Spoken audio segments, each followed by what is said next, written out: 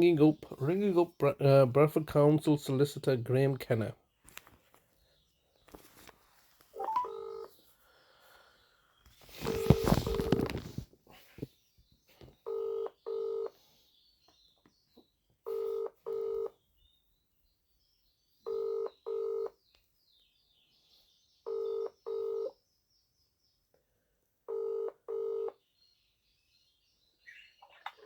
This is the voicemail of Graeme Kenna from the Legal Department for Adult Services in Bradford Council. Please leave a message and I will get back to you.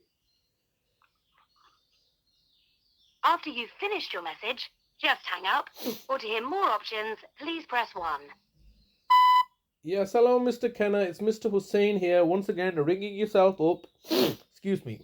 Once again, ringing yourself up to try to find out what you've done with my brother. If he's still alive or if you've murdered him off like you had murdered off my mother and brother and father. I need to know where my brother is. And I need to know what legal basis you've taken my brother. In my previous conversations, I've told you that there are only two ways that you can, the state, can unlawfully detain or lawfully detain somebody. There are only two ways, unless you're going to suggest me a third way. One is through a criminal process where a person has rights to defend himself against any allegations being made against him by the state, and then eventually he's incarcerated and put into prison. Alternatively, you can use the Mental Health Act to deprive somebody of their liberty and take them into your care and custody, as you had done 5 years ago in August of 2018. Now, all of a sudden, you've come down on the day knowing full well that I will not know who this person was, the social worker, because it was not Christopher Browell that I've been dealing with and have met before. A social worker's come down, I think his name's Andrew something, with the police without an interpreter, knowing full well that my brother does not speak English, and also without a mental health advocate, looked to arrest me and take me off the scene, and then raided our house, photographed everything, taken my brother's passport, and then abducted him into your care, and then are telling the housing association, whom I've learnt from court, you've told them he's very unlikely to come back into my care. What allows you to do such a thing? You had previously in 2018 tried to remove me as my brother's nearest relative. That all failed, didn't it? That you sent me to prison, I believe, in November 2018, and upon my release, you had withdrawn that case and then focused in on targeting my mother. That's what you were doing in 2018. Once again, my brother has not authorized you or consented to any of these actions. You're treating him like a piece of meat, a piece of property that you can simply come and grab, do a smash and grab and take. And that's how you, the council, have always operated, isn't it? In December 2013, you came and did a smash and grab, originally arrested me, caused my mother a great deal of alarm and distress. She was physically assaulted by the police, and then subsequently you have come into my bedroom and taken the safe from my bedroom where my mother's jewelry was, including all my own valuables. Just did a smash and grab and took everything.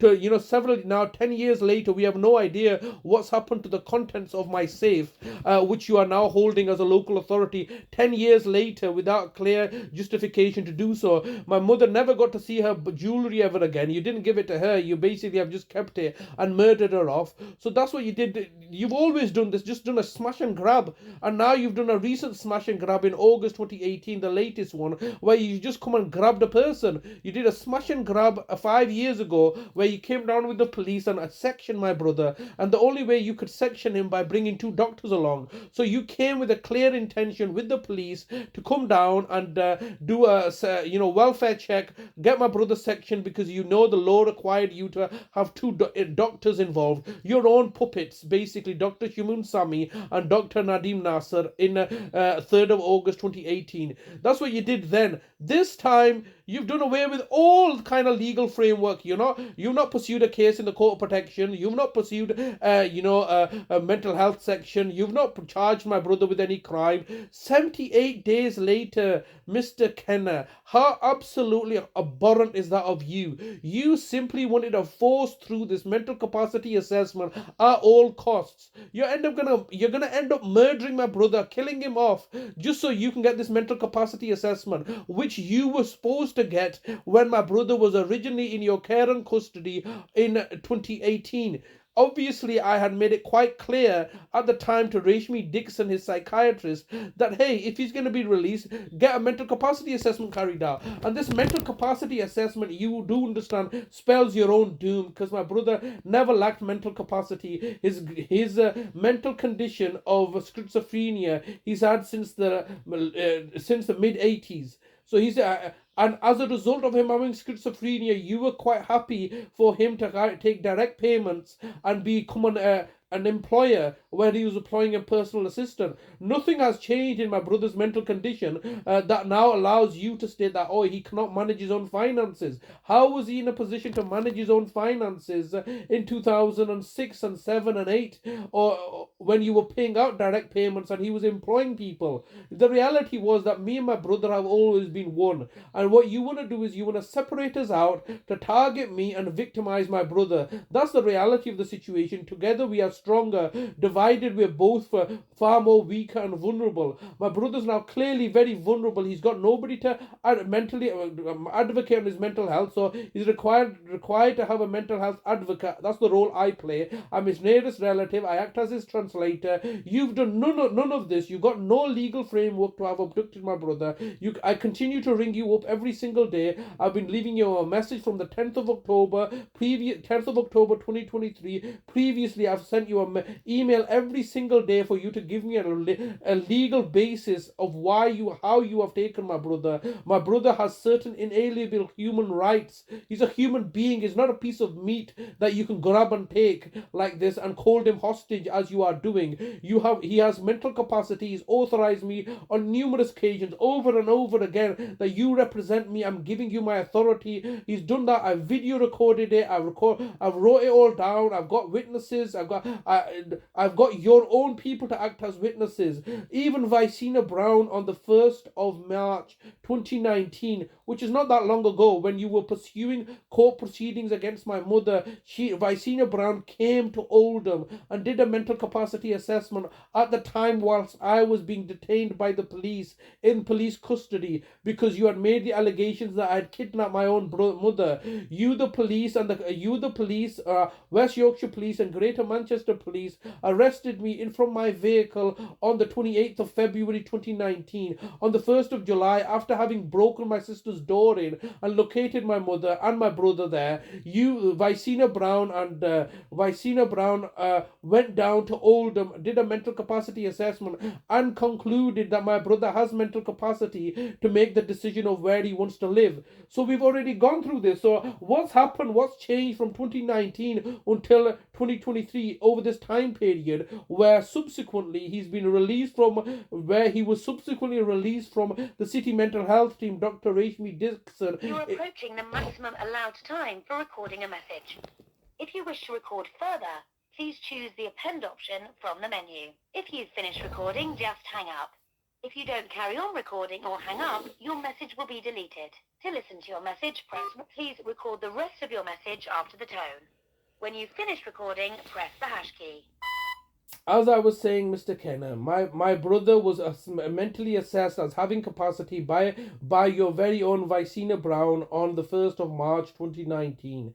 By April 2019, my brother has signed over his signed over a power of attorney tried to sign over a power of attorney in front of Dr. Sami and Fungai Machichitiri and Baljit Nota. They're absconded and refused to become witnesses. Subsequently, my brother signed over a lasting power of attorney to me for health and welfare in April, and then in July his property and finances. What justification have you got to be in control of his finances? I would urge you, Mr. Kenna, to get back to me. Let me know where my brother is, because there are consequences to your actions. You cannot simply abduct somebody like it's not North Korea or Mao Zedong's China. Sorry, but you've reached the maximum time available for recording your message. To listen to your message, press 1. To re-record your message, press 2. If you are happy with your message sent, goodbye. Okay, so as I was saying, it's not Mao Zedong's China or Stalin's Russia that the state can just come and take somebody without any recourse, without any legal framework, without any kind of protection of the person's rights. Now, if my brother is to die in care and custody, as so many other people have died in the police care and custody, then And if my brother is to die, who is liable for this? What legal framework do we have in place? Then, he just died. Oh, he just died. All right, it's not our fault. All right, how have you taken him? Right now, every single day that's gone by is unlawful. Is unlawfully providing him with care, providing him with support services under some guise of best interest. They just got to use a term best interest according to whom, according to what, or which law are you using? If it's best interest according to the Mental Capacity Act, that are first principles. This is only the last one of the last principles to act in the best person's best interest. The first principle is to assume somebody has capacity unless it can be evidence otherwise. There are other 5 principles, all right, and if it is to be deemed that my brother has a capacity, then it should be the least restrictive options available. They've just disregarded the other principles and just cherry picked out a principle that said, failing all this, then if you are going to be making decisions about the vulnerable person, then it should be in his best interest. And that best interest is now turned from objective reality to subjective reality, which is whatever's in the local authority's best interest. So you see how they play and manipulate with the legal words. It just reminds me of the George Orwell's Animal Farm, when it said all animals are equal, but some animals are more equal than others. See, they change the wording, they change the meaning of words in order to achieve their nefarious objectives.